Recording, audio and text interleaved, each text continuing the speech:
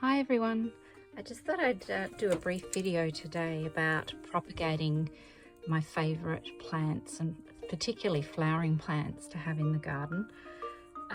Flowering plants are so good in your garden, especially your veggie garden, well any garden really, because it brings the bees and also the birds. I've been watching the birds today, enjoying the first flowers from the salvias that are coming out. So I just thought I'd share a brief video on how I propagate these plants. So this is a salvia. This is actually a pineapple sage. Sage is in the salvia family. And this is a stunning flower. It's got bright red flowers all over it. It's only just coming out after winter now. So what I would do to propagate this is to pick a stem that's not too thick.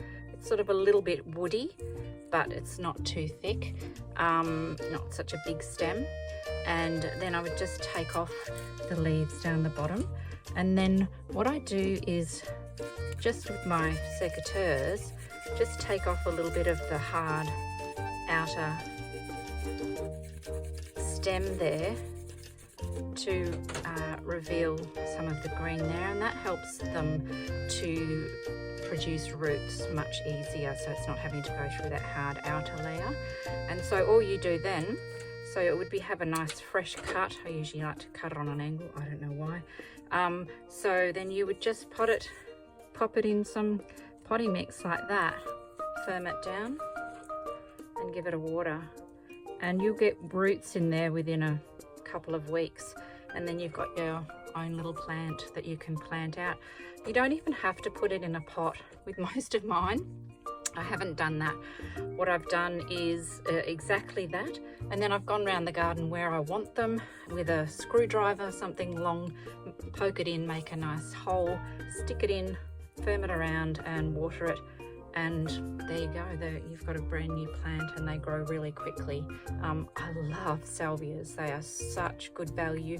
There's so many colours. There's bright purples, there's reds, there's blacks, there's reds that turn to black. There's just so many. They're so beautiful, absolutely stunning, and so really worth growing. Same thing with lavender. You can grow so many from just a normal cutting. This is like a softwood cutting as well. The stem's a little bit green, exactly the same thing.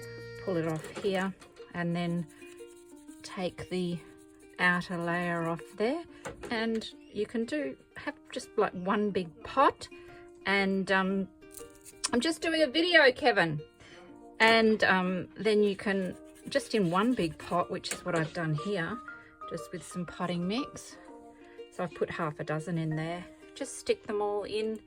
I usually take the flower off because that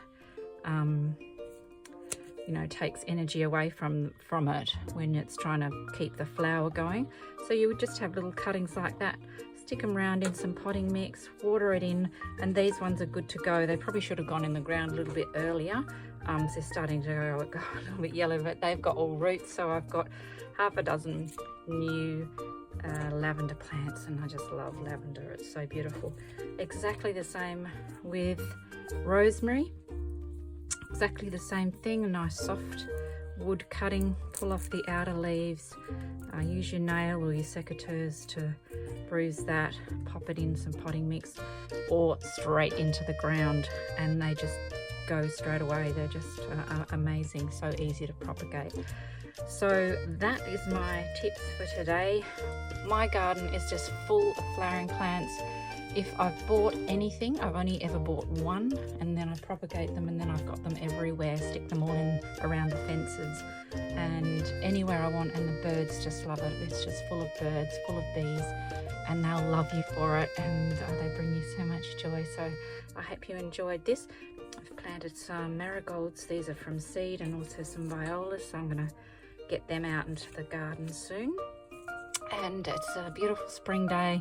Enjoy getting out into the garden. It's just so much fun, and when you propagate things yourself, grown yourself from just a cutting, you're saving money, you're just keeping the earth happy, and I just love it. So get growing.